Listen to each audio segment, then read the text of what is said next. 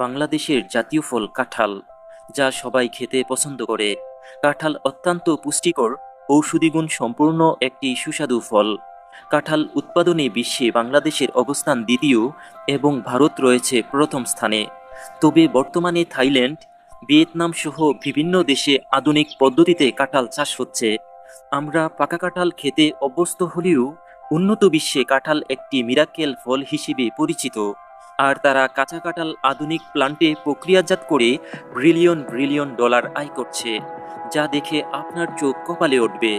তো বিস্তারিত জানতে না টেনে পুরো ভিডিওটি দেখতে থাকুন।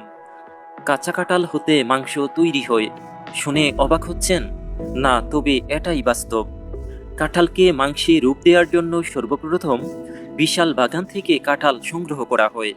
তারপর ট্রাকে করে কাঁঠাল আনা হয় প্রসেসিং প্লান্টে। এইসব প্লান্ট প্রতিদিন 1 লক্ষ কাঁঠাল প্রক্রিয়াজাত করে।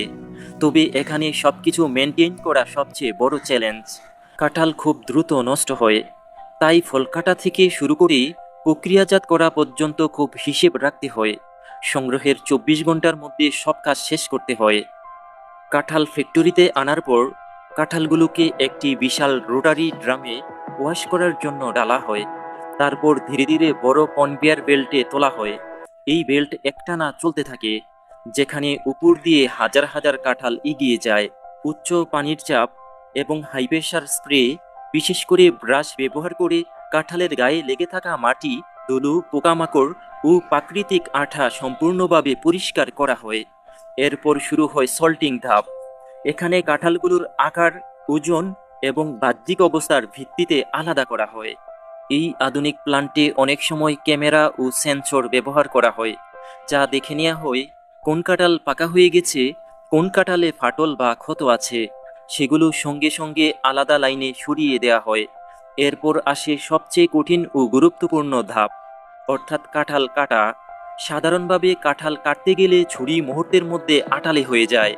এই জন্য এই ফ্যাক্টরিতে কাঁঠাল কাটার জন্য ব্যবহৃত হয় উন্নত মানের কাটিং মেশিন, বড় ব্লেড, হাইড্রোলিক প্রেস এবং স্বয়ংক্রিয় গ্রিপারের মাধ্যমে কয়েক সেকেন্ডের মধ্যে বিশাল আকারের কাঁঠাল কেটে ফেলা হয়।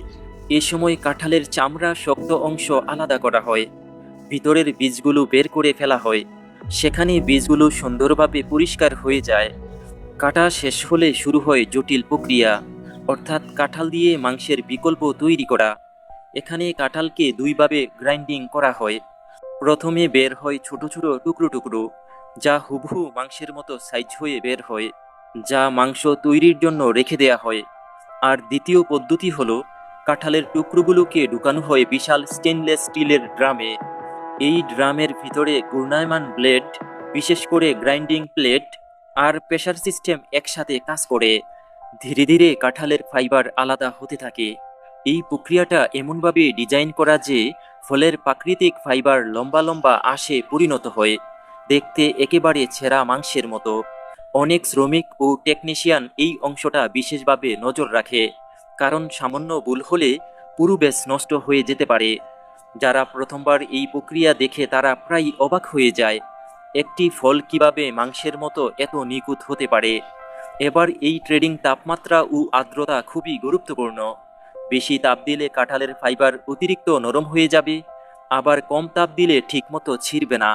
তাই পুরো সিস্টেম কম্পিউটার নিয়ন্ত্রিত। বিশাল স্টিম কুকারে কাঁঠাল নির্দিষ্ট সময় ধরে সিদ্ধ করা হয়। এই ধাপে কাঁঠালের কাঁচা স্বাদ পুরোপুরি চলে যায় এবং আঁশগুলো ভালোভাবে সিদ্ধ হয়। সিদ্ধ করার পর কাঁঠালের আর কোনো স্বাদ থাকে না, যা পরের ধাপের জন্য পুরোপুরি রেডি। এরপর করা হয় ফ্লেভারিং ও সিজনিং ধাপ। এখানে কাঁঠাল মাংসের রূপ নিতে শুরু করে। বিভিন্ন কোম্পানি তারা তাদের নিজস্ব রেসিপি ব্যবহার করে, সয়া সস, বিভিন্ন ফ্লেভার, লার্গিস পাউডার, ভিনেগার সহ নানা উপাদান মিশিয়ে কাঁঠালের ভিতরে পরিচিত মাংসের স্বাদ ও গন্ধ তৈরি করা হয়। এই ফ্লেভার এমনভাবে তৈরি করা যেন খেতে সাধারণ মাংসের মতোই লাগে। ফ্লেভারিংয়ের পর পুরো ব্যাচ ঠান্ডা করা হয়। এখানে দুই ধরনের মাংস করা হয়, প্রথমত মাংসের টুকরো, দ্বিতীয়ত ছেঁড়া মাংস।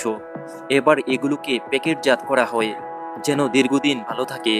অটোমেটিক ফিলিং মেশিনে নির্দিষ্ট পরিমাণ কাচের পটে ভর্তি করা হয়। আসলে অটোমেটিক এই অ্যাডভান্স মেশিন আমাদের কাজকে কতটা সহজ করে দিয়েছে এখান থেকেই বোঝা যায়। তবে কোনো প্রিজারভেটিভ ছাড়াই এই পণ্যটি 1 থেকে 2 বছর পর্যন্ত ভালো থাকতে পারে। সবশেষ লেবেলিং লেবেল লাগানো হয়ে এবার কার্টুনগুলো পুরোপুরি রেডি।